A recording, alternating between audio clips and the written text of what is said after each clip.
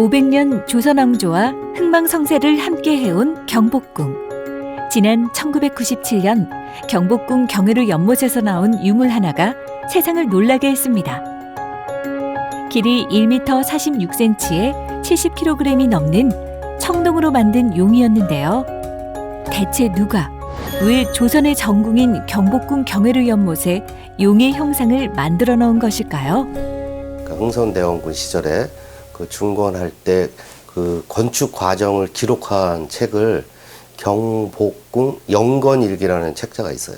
책자에 의하면 1865년에 그 용 한 쌍을 경회로 연못에 담갔다라는 기록이 있습니다.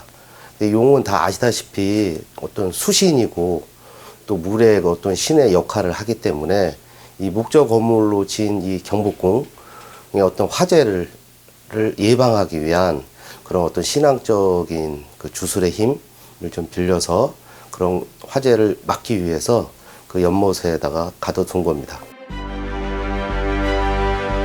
또한 경복궁 근정전에도 황룡이 자리하고 있는데요.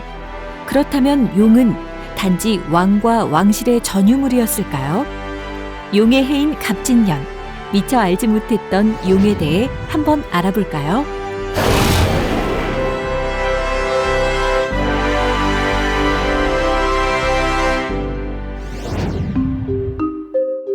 갑진, 병진, 무진, 경진, 임진의 순서로 60갑자를 순행하는 용. 12지의 5번째 동물인 용은 방향으로는 동남동, 시간으로는 오전 7시에서 9시, 달로는 음력 3월을 지키는 방위신이자 시간의 신입니다. 12지 12띠 동물 가운데 용은 유일하게 상상의 동물입니다. 용은 문화적으로 역사적으로 형성된 상상의 동물이지만 그 어떤 띠동물보다가 최고의 권위를 지닌 최상의 존재로서 인식되어 왔던 것입니다. 봉황, 기린, 거북과 함께 사령의 하나로 손꼽히는 용은 흔히 9동물을 합쳐 만든 신비한 동물이라 말합니다.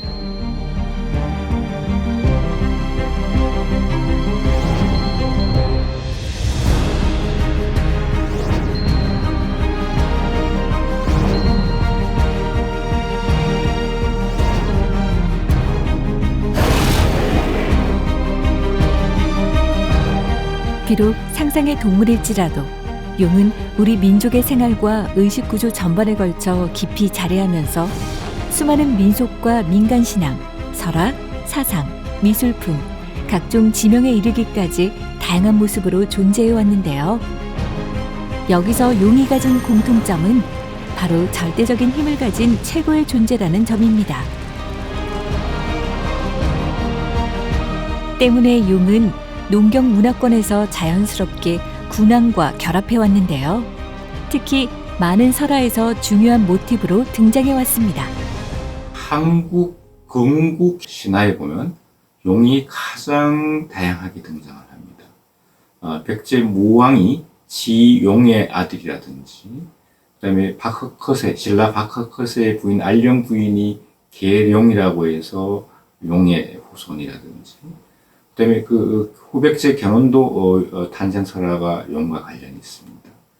그런가 하면 그 고려를 건국한 왕건의 조부에 해당 작제건은 서해 용녀와 결혼해서 왕건을 낳은 것이죠. 이처럼 왕의 정통성과 왕의 권위를 상징할 때 용을 등장시키는 것입니다. 수많은 설화에 등장하는 용은 강한 힘을 가진 물의 신이자 시조의 아버지 혹은 제왕, 호국과 호법의 신, 예언자적 존재 등으로 표현되어 왔습니다. 때문에 용이 출현하고 난 뒤 성인이 탄생했다거나 농사의 풍년, 민심의 흉흉 등 국가적인 기륭사가 따르는 경우가 많은데요. 이처럼 용은 권력의 신성함을 보증하는 상징물로서 건국의 시조나 위대한 제왕, 비범한 인물의 등장에 항상 관여해 왔습니다. 특히 임금을 지칭하는 단어에는 하나같이 용자가 빠지지 않는데요. 임금의 얼굴을 용한, 임금에 앉는 자리는 용상과 용좌, 의복은 용이와 용포, 수레는 용가와 용거, 임금이 타는 배는 용주라 하였습니다. 또한 임금이 즉위하는 것을 용비라 하였는데 조선의 용비 어천가도 여기에서 비롯된 것입니다. 역사적으로 용의 탄생과 기원에는 여러 설이 있지만 그중 가장 설득력 있는 몇 가지가 있습니다. 기압의 차이에서 바닷물이 이 하늘로 치솟는 그런 용모둠 현상에서 용의 모습을, 용의 승천하는 모습으로 상상했다라는 기원설이 있습니다. 그런가 하면 아주 큰 뱀, 그다음에 특히 이 구렁이 같은 큰 뱀의 모습을 보면서 용의 승천하는 모습, 용의 모습을 상상하지 않았을까라는 생각이 듭니다. 날짐승, 들짐승, 물짐승의 복합적인 형태와 능력을 갖춘 용은 천변만화하는 조화 능력을 지닙니다. 때문에 동물 중에 우두머리로 손꼽히는 것이죠. 용은 구름을 일으키고 비를 내리는 영험함을 지녔기에 선조들은 용을 주로 구름과 함께 그려왔는데요. 이를 통해 옛사람들이 용을 어떤 존재로 보았는지 짐작해 볼 수 있습니다. 한편 용은 그 종류도 매우 다양한데요. 장소에 따라 해룡, 호룡, 지룡으로 몸의 빛깔로는 청룡, 황룡, 정룡, 흑룡, 백룡으로 나뉩니다. 특히 청룡은 사악한 것을 물리치는 용이며 황룡은 언제나 임금을 상징하고 음룡과 어룡은 가뭄이 들었을 때 비를 기원하는 용입니다. 그런데 한 가지 재미있는 것은 용에도 높고 낮음이 있다는 것입니다. 용의 등급을 정하는 기준은 다름 아닌 발가락 수인데요.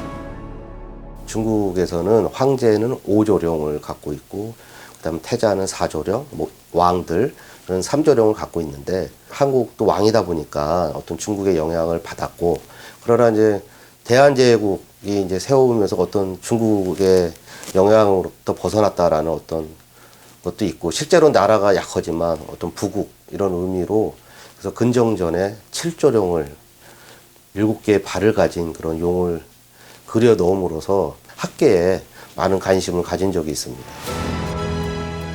그런데 특히 우리나라에서 독특한 용의 상징은 용이 호국과 호법의 상징이자 수호신이라는 점입니다. 수호신으로서의 용 이야기는 삼국유사, 삼국사기, 세종실록, 동국여지승남 등에만 86편이나 기록되어 있습니다. 이 중 특히 신라의 문무왕은 자신을 동해의 큰 바위에 장사 지낼 것을 유언하고 죽어서도 호국 대룡이 되어 나라를 수호하겠다고 했습니다. 또한 불국사의 대웅전이나 극락전 등 대표적인 한국 불교 사찰의 전각 첨화에서도 용을 발견할 수 있는데요. 이는 불교에서의 용이 중생을 부처에게 인도하는 안내자인 동시에 부처님의 말씀, 즉 불법을 지키는 호법신의 존재이기 때문입니다. 그런데 이처럼 다양한 용의 상징적 의미에는 한 가지 관통하는 요소가 있는데요. 바로 물입니다. 용은 물에 살며 물을 지키고 비를 관장하는 물의 신입니다. 용의 유연한 움직임은 물의 흐름을 나타낸 것이기도 한데요. 유독 동양에서 용을 물의 신으로 믿어온 데는 이유가 있습니다. 비와 바람이 순조로워야만 풍년이 듭니다. 근데 비와 바람을 관장하는 존재가 용입니다. 그래서 농촌에서는 풍농을 가져주는 최고의 존재로서는 용신을 생각합니다. 용신, 용왕신이라고 하는데요. 특히 이 농기, 마을을 대표하는 둘의 폐의 농기에 보면 청룡을 그린다든지 용용자를 쓴다든지 이런 용을 표현한 그런 농기들이 많습니다. 때문에 비가 내리지 않을 경우 왕실은 물론 민가에서도 여러 방법으로 기우제를 행했는데요. 이때 용 그림이나 용의 형상이 빠짐없이 등장했다 전합니다. 근데도 그 오랜 기간 기우제를 지냈는데 비가 안 오면 용을 위협하기도 하는 겁니다. 그래서 뭐 용이 머물렀다고 하는 연못이라든지 이런 주변의 바위에다가 개를 잡아서 개의 피를 바른다든지 또 조선시대에는 한강에다가 그 용이 이제 머물고 깃들어 있다고 생각을 해서 호랑이 머리를 받치는 침호두라고 하는 그런 기우제 풍습이 있는데 이게 어떻게 보면 이게 용을 자극시키는 거죠. 이 벼농사에 또 절대적인 비가 필요하기 때문에 모내기를 하기 위해서는 그런 걸 어떻게 바라는 거죠. 지금까지도 면면이 전해져 내려오는 용왕제, 풍어제를 비롯해 용과 관련된 민속놀이는 용을 통해 악귀를 쫓고 복을 빌며 화합을 도모하고자 한 우리 민족의 소중한 유산이라 할 수 있겠습니다. 한편 조선시대의 세시 가운데 새해가 되면 궁궐의 문이나 민가의 문에 용과 호랑이 그림을 붙이는 풍속이 있었는데요. 이런 풍속을 문배라 하고 이는 용의 신령스러운 힘을 빌리고자 하는 벽사의 의도를 담고 있습니다. 호랑이는 맹수로서의 임금이지 않습니까? 그러니까 어떤 부정한 것들이 못 들어오길 바라는 것이고 또 용은 수신이니까 또 집이 화재가 나지 말라고 하는 의미로 붙입니다. 그런데 평소 우리가 용과 관련해서 자주 듣고 쓰는 말이 있습니다. 바로 개천에서 용난다는 속담인데요. 빈천한 환경에서도 노력에 따라 걸출한 인물이 난다는 의미입니다. 흔히 용은 훌륭한 사람에 비유되며 용의 승천은 입신출세, 곧 등용을 의미합니다. 이 설날은 매년 봄만 되면 중국 항하의 협곡에서 힘참 그 물을 거슬러 올라가서 그 폭포를 뛰어넘으면 결국은 용이 되는, 승천되는 그런 이야기를 갖고 있습니다. 그래서 용은 하늘에 승천함으로써 모든 꿈이 이루어집니다. 입신양명, 과거에 급제한다는 뜻이죠. 그래서 옛날에 신혼방이라든지 선비의 사랑방에 용량을 많이 사용했습니다. 영조시대 도화서 화원 김규량이 그린 고사 목룡도에는 앉은 채로 낮잠을 자는 고사의 오른편에 하늘로 올라가는 작은 용이 있는데요. 이는 그림 속 인물이 용이 승천하는 꿈을 꾸고 있음을 나타내고 있습니다. 그런데 이처럼 동양의 용이 최고의 권력과 수신의 좋은 의미라면 서양의 용은 정반대로 불을 뿜는 사악한 존재로 인식되어 왔는데요. 이건 어떻게 보면은 그런 생업 문화와도 좀 관련이 있는 것 같아요. 우리가 물에 의지해서 농사를 짓다 보니까 물이 중요하죠. 예. 그러나 그와 반면에 서양은 밀농사 중심이고 이러다 보니까 비가 너무 많이 오면 그 농작물이 더 반대로 될 수가 있거든요. 결국 우리 민족에게 용은 추악한 괴물이 아니라 만물을 조화롭게 어울리게 하는 다양성과 변화를 포용하는 덕의 상징물입니다. 이 시대를 살아가는 우리가 용을 통해 배워야 할 것은 이러한 변화와 다양성을 유연하게 포용하고 수용할 줄 아는 사고가 아닐까요? 2024년 갑진년은 청룡의 해입니다. 그래서 2024년 청룡의 해에는 용이 승천해서 모든 것을 이루듯이 모든 사람들이 자기의 꿈을 이루는 그런 한 해가 되기를 기원합니다.